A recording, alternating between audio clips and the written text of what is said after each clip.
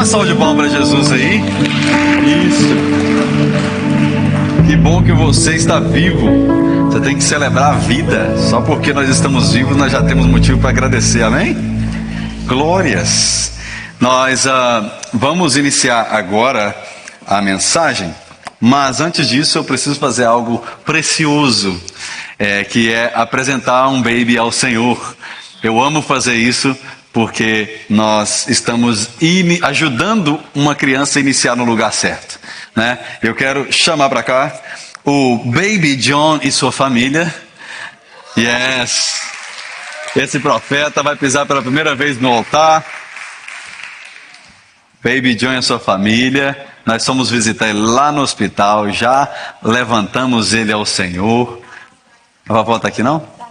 Está lá atrás, a vovó. Para você que está online, a vovó está lá atrás, tá? Filma ela lá depois, vira a câmera para lá e filma a vovó, porque tem gente lá no Brasil assistindo. Isso. E o Baby John, será que pode revelar o Baby John agora? Olha só. Que belezura. Vamos fazer o seguinte, nós vamos tirar a foto primeiro, né? Porque depois que o pastor pegar o baby, ele chorar, aí acabou com a foto. Então segura aqui, Yuri. Vamos tirar aquela fotinha.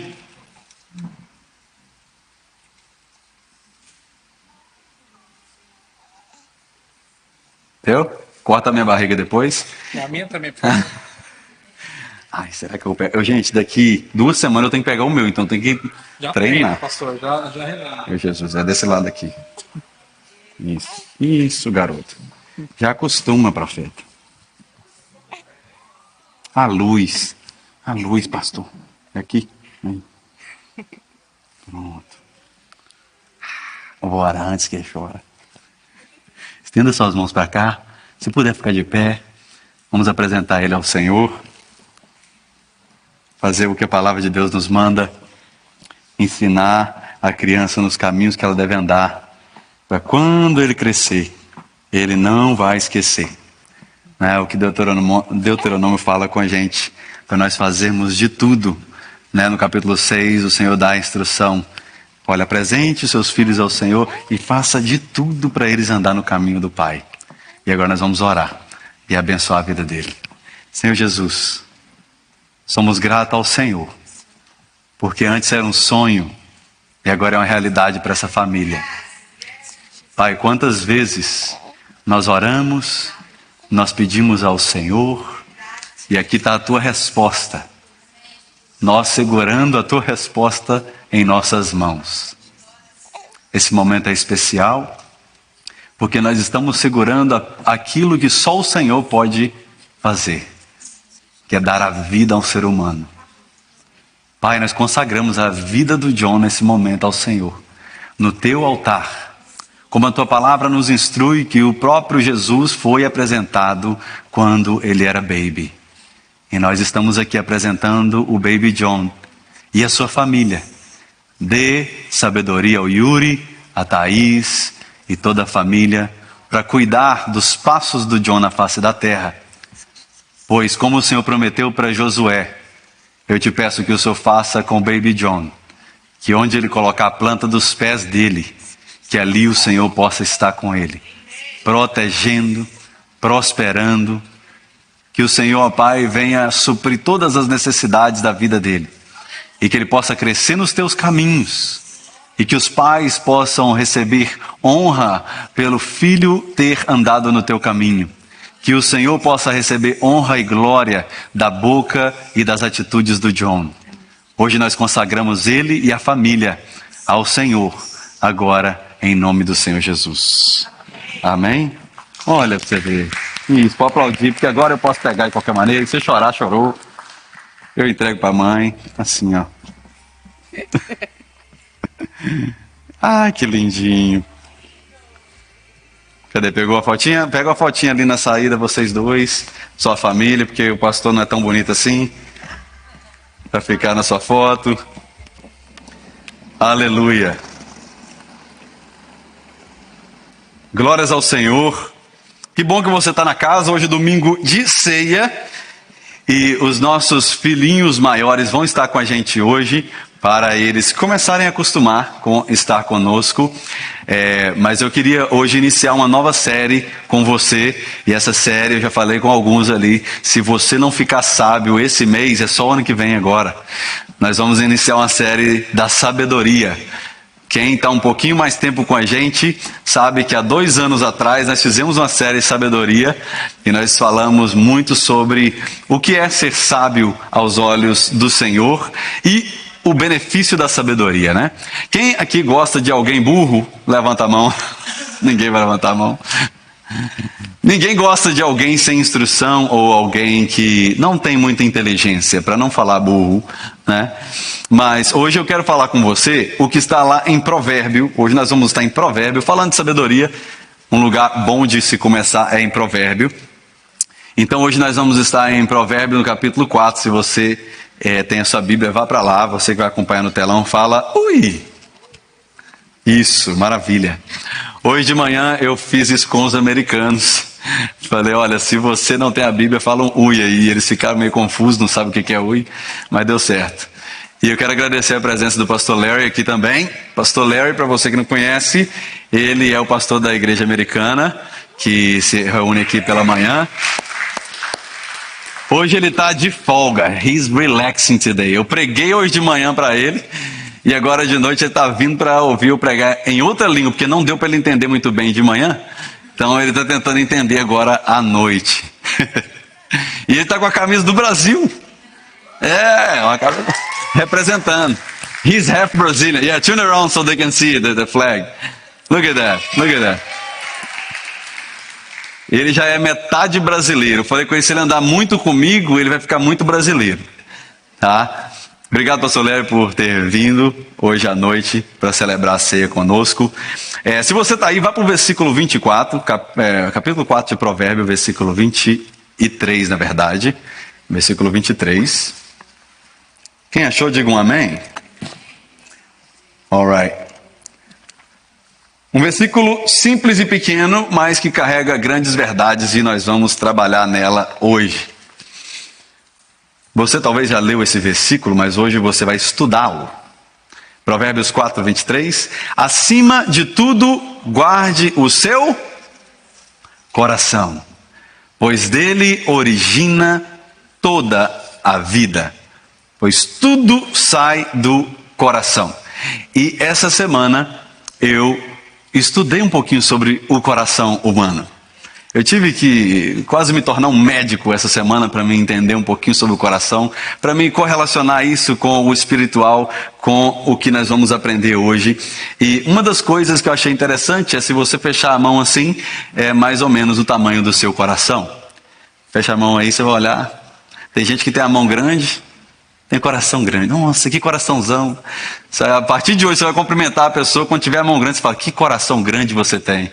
A pessoa fala, nossa, você já me conhece? Não, sua mão é grande. Mas o coração, eu estudando um pouquinho sobre o coração é um dos órgãos mais extraordinários do corpo humano. Por quê? Ele funciona como uma bomba muscular que trabalha continuamente para distribuir sangue, oxigênio, nutrientes para todo o organismo. Esse é o coração. Cada batimento que ele realiza tem 2 movimentos: contração e relaxamento. Quando ele contrai, ele empurra o sangue para todas as áreas do corpo.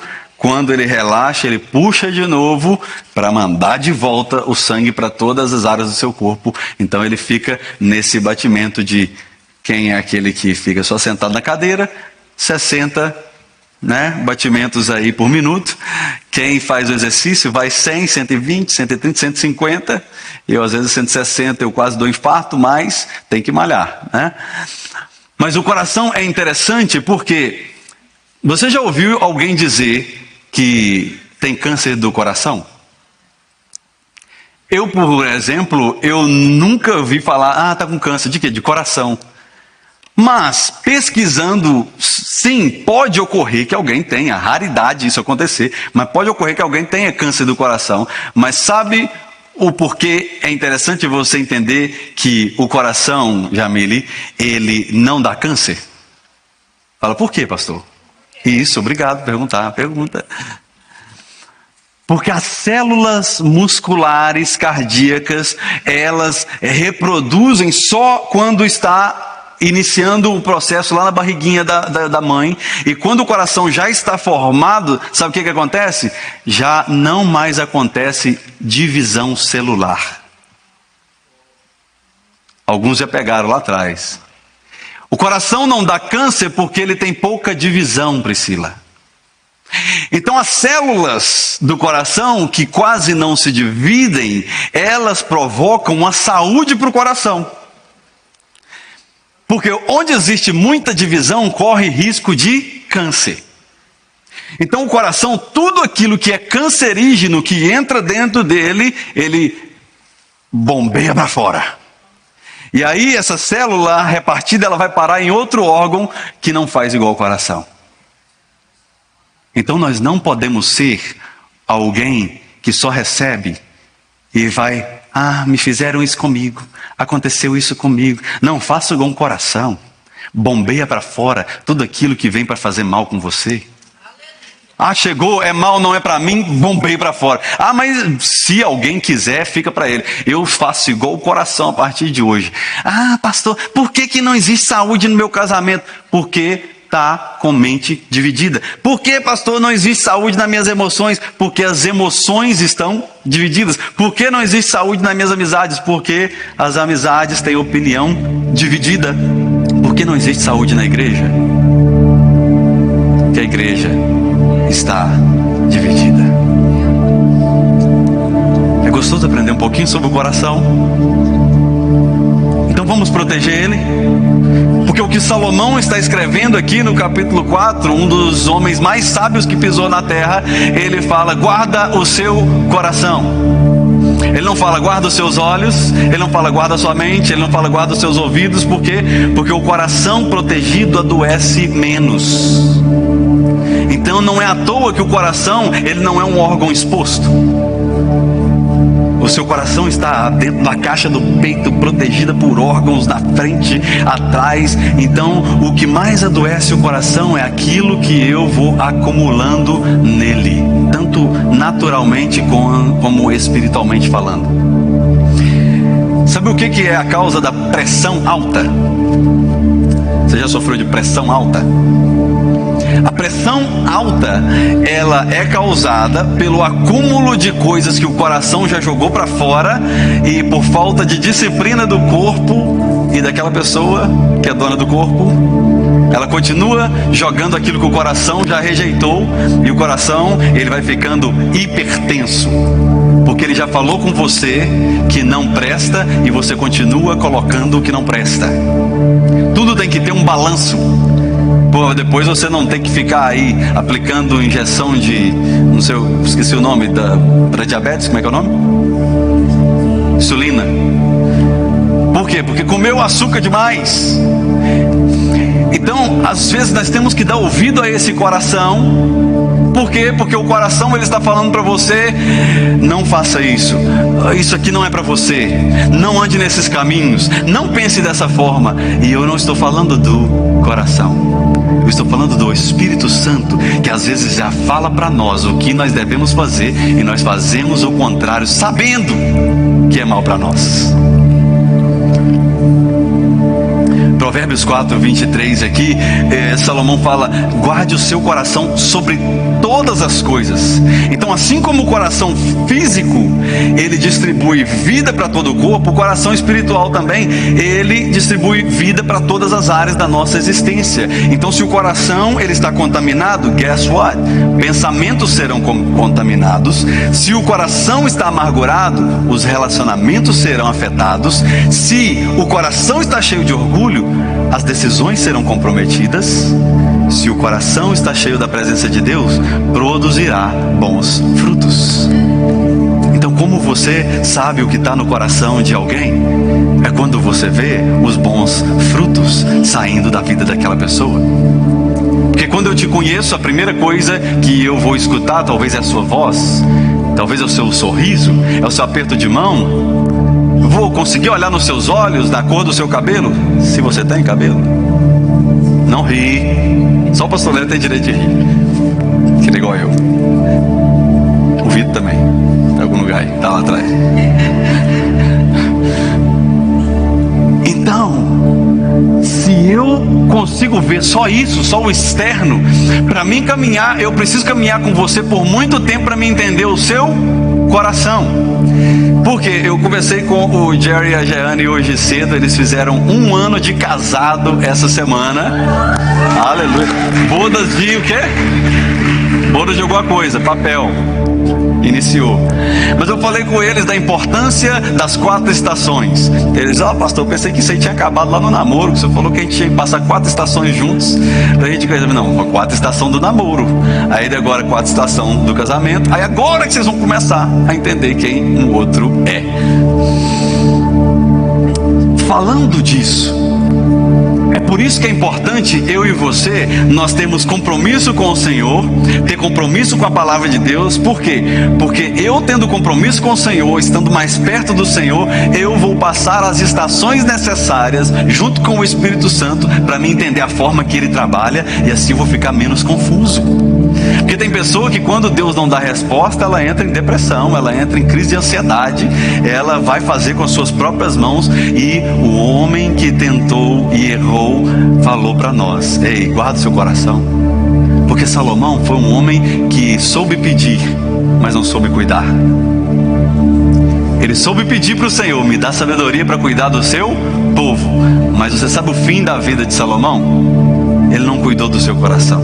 E está aqui um homem que passou e deixou gravado para mim e para você: ei, não faça o que eu fiz. Você que é pai, talvez você já tentou ensinar o seu filho aquilo que você errou no passado. Ei, filho, não vai por esse caminho, papai já tentou, isso é ruim.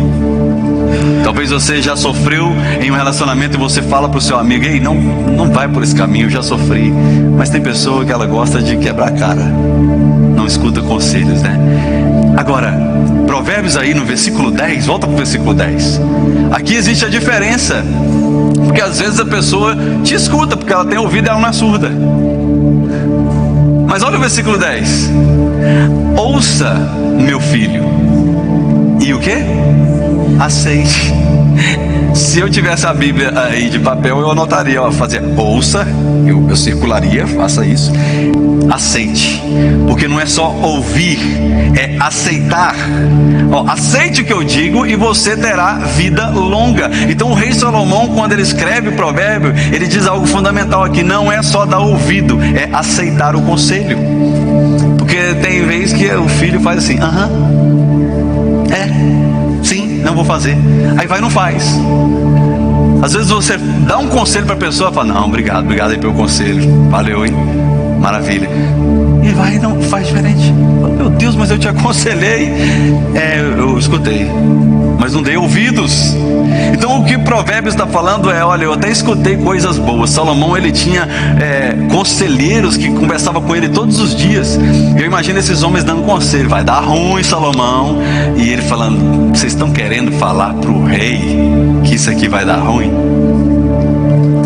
E às vezes nós precisamos ter humildade o suficiente para escutar uma pessoa mais nova do que a gente, para escutar uma pessoa que a gente olha e fala assim: não, o que é essa pessoa para me aconselhar? E você entender que Deus, ele pode usar até uma criança para falar com um adulto.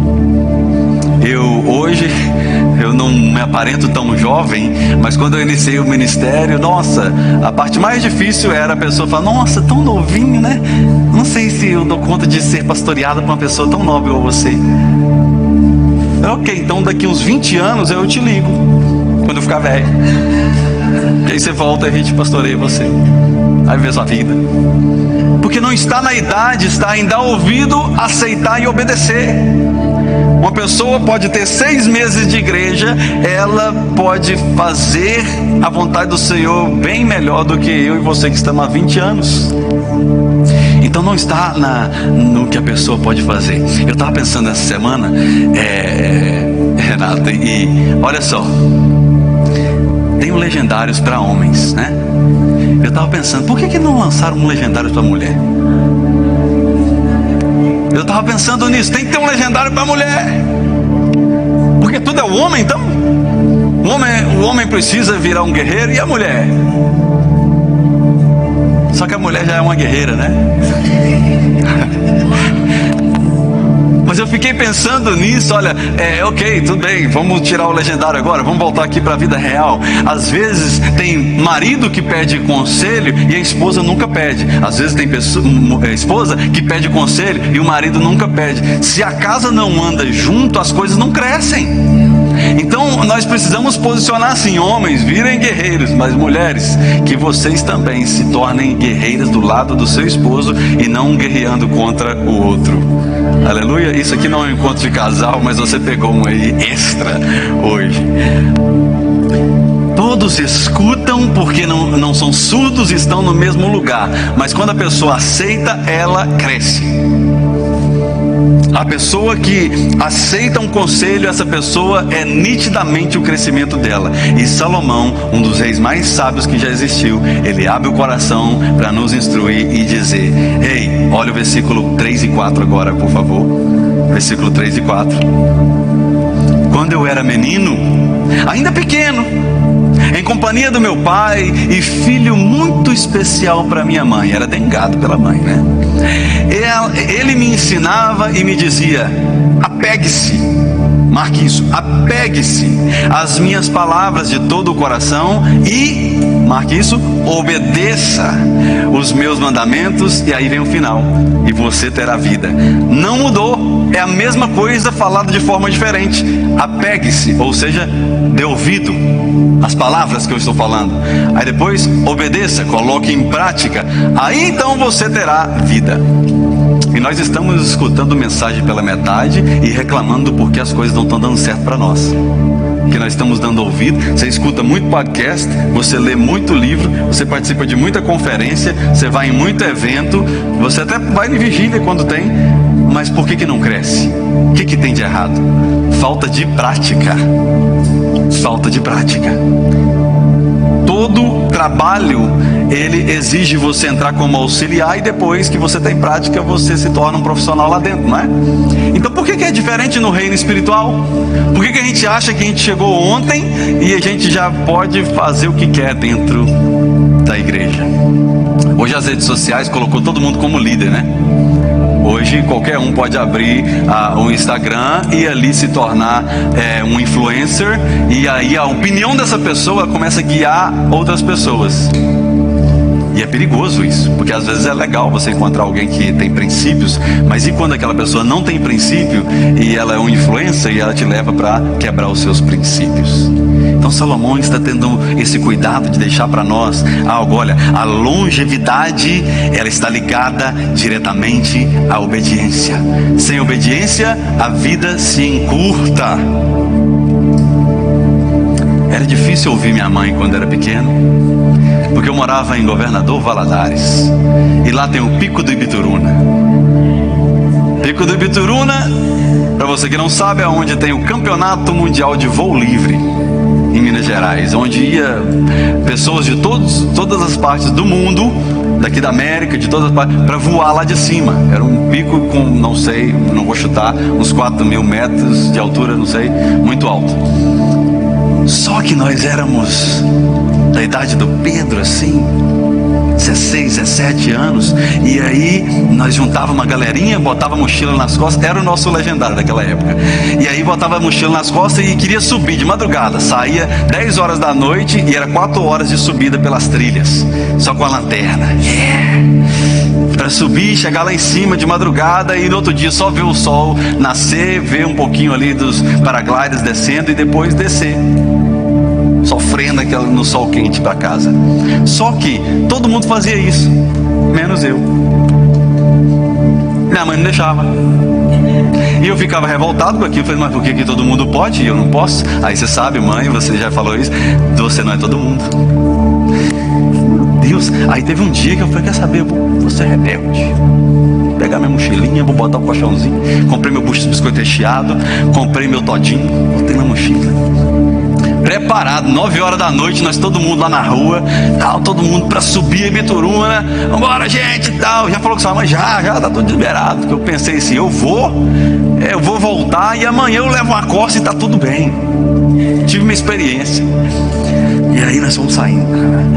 Já tinha passado assim todas as ruas e estava chegando para entrar na trilha. Vem meu irmão de bicicleta. Meu irmão tinha 10 anos de idade na época e eu 13. Aí chegou perto de mim, Davos, a mãe tá brava com o acordeão na mão lá na rua. Eu falei, como assim você falou com ela? Cara, eu tive que falar porque eu queria vir, você não deixou eu vir. Dedo duro. Ela falou, se você não for, ela falou que vai te matar. Meu Deus. Aí eu fui, tá bom, vou deixar as coisas aí. Entreguei minha mochila pro meu amigo, eles repartiram o biscoito recheado, foram felizes subindo. Voltei pra casa, feliz? Feliz? Não. Voltei pra casa chorando.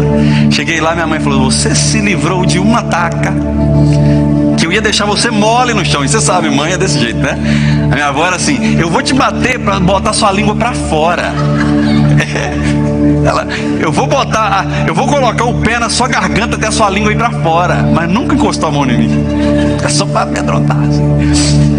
Então eu cheguei em casa triste, fui dormir, mas no outro dia de manhã, quando eu acordei, triste ainda, até eu saber da notícia que um dos meninos que tinha ido com a gente, eles passaram numa fazenda que tinha cachorro, o cachorro correu atrás deles, mordeu, teve que parar no hospital, e foi uma confusão, e depois as mães teve que ir no hospital para buscar esses 2 meninos que arrancou pedaço lá das pernas dele, porque o cachorro mordeu eles. Eu falei, uau, poderia ser eu. Então às vezes você vai perder o biscoito recheado, você vai perder o todinho, você vai voltar para casa chorando e dormir infeliz, mas vai acordar sorrindo porque você está com as 2 pernas intactas e o cachorro não te pegou. E eu não estou falando aqui do cachorro e nem da Ibituruna, tá? Aprenda a obedecer ao Senhor chorando. Porque todos nós gostamos de obedecer a Jesus sorrindo. Olha, menina, eu li a palavra de Deus, eu orei e o Senhor falou que eu posso ir lá tirar aquele carro 0 quilômetro. Aleluia! Que maravilha! Mas e quando o Senhor vira para você e fala assim, vende esse carro que você está dando conta de pagar? Aí você fala, isso é diabo, isso é diabo purinho, não tem Deus nisso, eu vou arrumar mais um trabalho para me conseguir pagar isso aqui. Não aceita que é Deus. Se Jó fosse aceitar só as bênçãos do Senhor, ele tinha escutado a mulher dele e amaldiçoado a Deus e morria quando a maldição veio sobre ele. Porque imagina o começo da história de Jó, um cara feliz que sacrificava ao Senhor todos os dias, era dizimista, era um cara que tinha tudo fluindo na vida dele, e de um dia para a noite aquilo começa assim a desandar, uma coisa atrás da outra, igual um jovem me contou esses dias aí, pastor, eu fui pegar meu carro, a correia estourou, e aí eu tive que rebocar ele, peguei minha bicicleta para ir para o trabalho no outro dia, estourou o pneu, eu tive que encostar, falei, que isso, meu amigo, deixa eu orar por você, tem alguma coisa sobre sua vida. Mas às vezes não, às vezes é o Senhor nos ensinando. E olha, sabe algo que eu aprendi? É que quanto mais rápido eu aprender naquela estação, eu movo para a próxima. Tem pessoa que está repetindo a mesma prova porque nunca estuda, só cai. Não adianta na hora da prova você chegar lá e ficar frustrado. Nossa, eu não estudei por isso, eu nunca vi isso aqui. Teve tempo para estudar, não estudou. Aí cai na prova, aí volta para casa chorando. Só que volta para a mesma prova e está despreparado. Deus está nos chamando a guardar o nosso coração hoje e não no seu coração. Guarde o seu coração, Marcela, e não no seu coração. A Bíblia é clara em falar, guarde o seu coração, não no seu coração.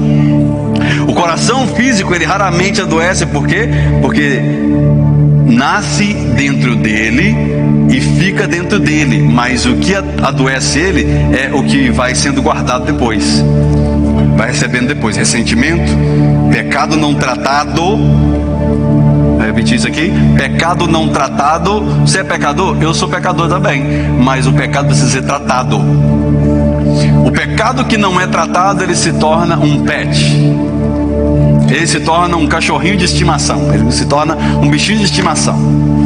Então trate o pecado, trate os ressentimentos, trate o orgulho, trate a inveja, trate a falsa prioridade. Sabia que isso adoece o coração? Você adoece o coração porque você está mentindo para você mesmo. O que é a falsa prioridade? A falsa prioridade é alguém que sempre fala assim: não, eu esse ano eu mudo de vida. Você vai ver, eu vou entrar na academia. Esse ano você vai ver, eu vou estudar, vou entrar no Legacy. Esse ano. Só que aí chega no fim do ano, não fez nada disso. Falsa prioridade. Ele tenta mentir para ele mesmo, para ele ficar bem, até chegar o dia em que ele fica mal. Só que o problema disso aí, eu quero que você trate essa falsa prioridade, se existe na sua vida. Porque o problema disso aí é, quando você vai para baixo, demora muito para se reerguer. Essa pressão no coração, ela vai trazendo um peso. E é por isso que o Salomão, ele não disse apenas para cuidar das mãos, dos olhos, dos pés. Ele disse: guarda o seu coração, porque é dele que flui a vida. Então veio alguma coisa que não presta, bombeia sem dó para fora. Veio um pensamento que não presta, bombeia para fora. Rebata ao mesmo tempo. Por quê? Porque aquilo que fica no seu coração pode te maltratar. Guarde o seu coração e não no seu coração. Daqui a pouco nós vamos ceiar. E essa ceia é possível porque Jesus, ele entregou a sua vida porque ele guardou o seu coração e não no seu coração. Muitos fizeram mal para ele, muitos rejeitaram, muitos xingaram, alguns chamaram ele de Beuzebu. Ele nunca guardou nada no coração. Você conhece alguém que não guarda no coração? É aquela que sabe perdoar. Tem pessoa que tem conflito com a outra, e aí você vai tentar usar Mateus 18, que é chamar as duas para resolver. A pessoa fala: não, só não senta mais na minha mesa, para mim acabou. Essa pessoa resolveu guardar o sentimento no coração. E sabe aquela pessoa que fez mal por você? Sabe? Talvez nunca ninguém fez mal por você, você é uma pessoa perfeita. Mas sabe aquela pessoa que fez mal por você? Ela está vivendo. Ela está vivendo e às vezes nem lembra de você, nem lembra de mim, e está aí nós sofrendo com isso lá do passado. Então vamos guardar hoje o nosso coração. Essa pessoa que te maltratou está vivendo, então vai viver também, em nome de Jesus. Porque quando nós falamos de guardar o coração, é guardar coração e mente, porque o coração espiritual, ele não é esse que está batendo aí. O coração espiritual é a sua cabine de decisões. Você pensa, você pode rejeitar, ou você joga para sua cabine de decisões. A cabine de decisões, ela vai alimentar aquilo. E aí quando a pessoa fala assim: ah, essa pessoa fez isso, mas não foi de coração. Sabe quando a pessoa fala isso? Não foi de coração que eu quis te magoar. Foi sem pensar, mas foi de coração, sim. Você não pensou para jogar para fora, não teve domínio próprio, mas foi de coração, porque o pensamento, ele vai para o subconsciente, ali entra na cabine das suas decisões, e tudo que sai é aquilo que você não controlou, mas saiu do coração, sim. E quando Paulo ele fala em Romanos 12, a respeito da nova mente, renove a sua mente, não se conforme com esse mundo, mas renove a mente de vocês. Ele não está falando de renovar o pensamento, ele está falando de renovar a fonte de decisão. Quando você vai decidir algo importante, qual é a sua prática naquela semana? O que você faz? Eu estava conversando com alguns homens mais cedo e eu falei: homens, sabe o que nós precisamos de vez em quando? De um choque. De vez em quando você precisa de uma mulher para brigar com você, para você ficar mais esperto. De vez em quando você precisa do seu patrão reclamar com você do horário, para você parar de chegar 2 minutos atrasado e pensar que não está atrasado. De vez em quando precisa chegar uma conta que você fala assim: meu Deus, de onde vai sair dinheiro? É para você despertar e trabalhar, parar de preguiça. De vez em quando o homem precisa de um choque, para ele despertar e falar: meu Deus, o que eu estou fazendo da minha vida? É aquele momento em que às vezes você está no seu celular, Acho que acontece só comigo, né? Então vou falar que é comigo. Às vezes, eu estou no meu celular e estou lá em casa, e aí a minha esposa fala assim, tira o lixo para mim, coloca lá fora e bota as louças na máquina de lavar. Eu falo, amém? 2 minutinhos. Aí eu estou lá, só que esses 2 minutinhos, para quem está ali, não foi 2 minutos. Se passaram 42 minutos. E eu estou ali. Aí daqui a pouco você só escuta assim, ó. Eu falo, que isso? Que ignorância é essa? Ignorância? Eu esperei. Você esperou nada, não tem nem 2 minutos que você pediu aqui. Mas o homem precisa do choque.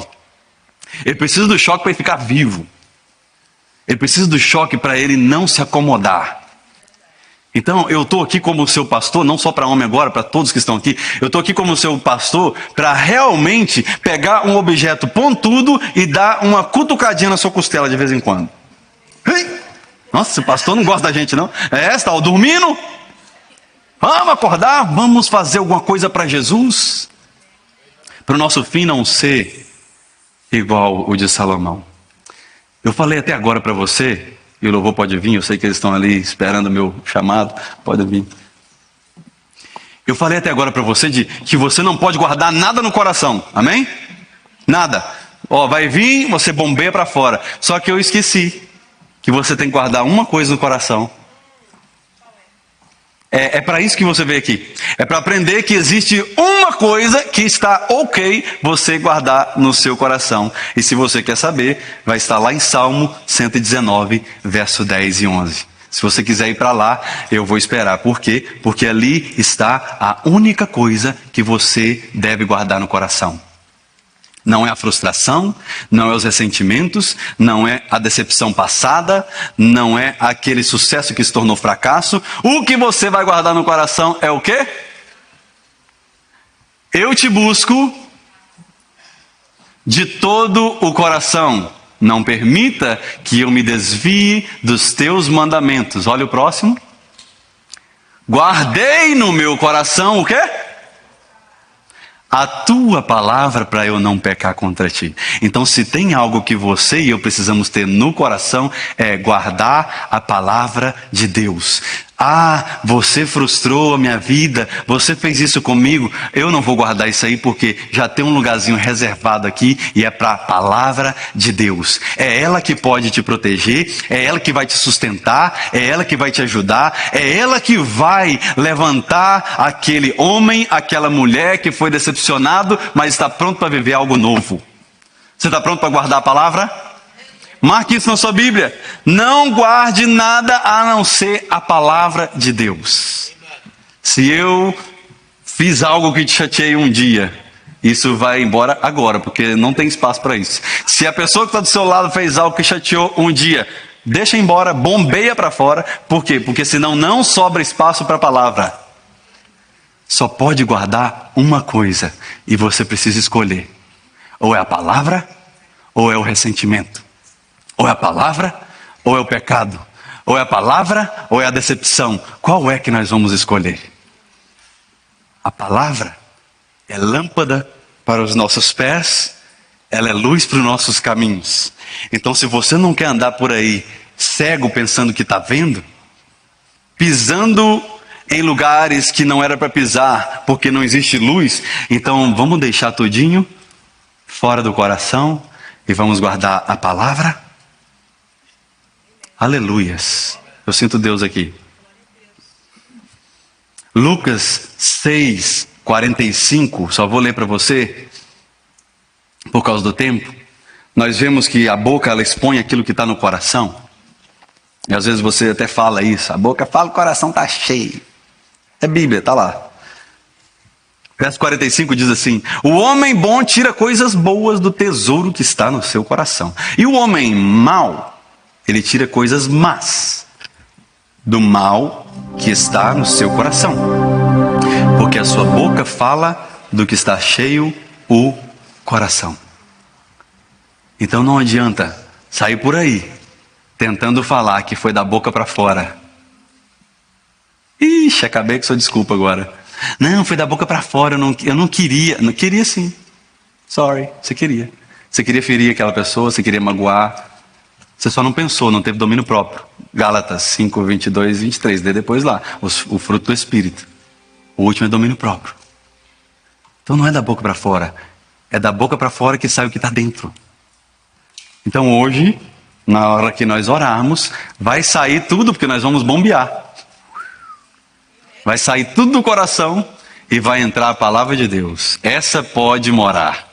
Essa pode fazer residência no seu coração, no meu coração, porque tudo o que o Senhor quer é que você prospere na vida.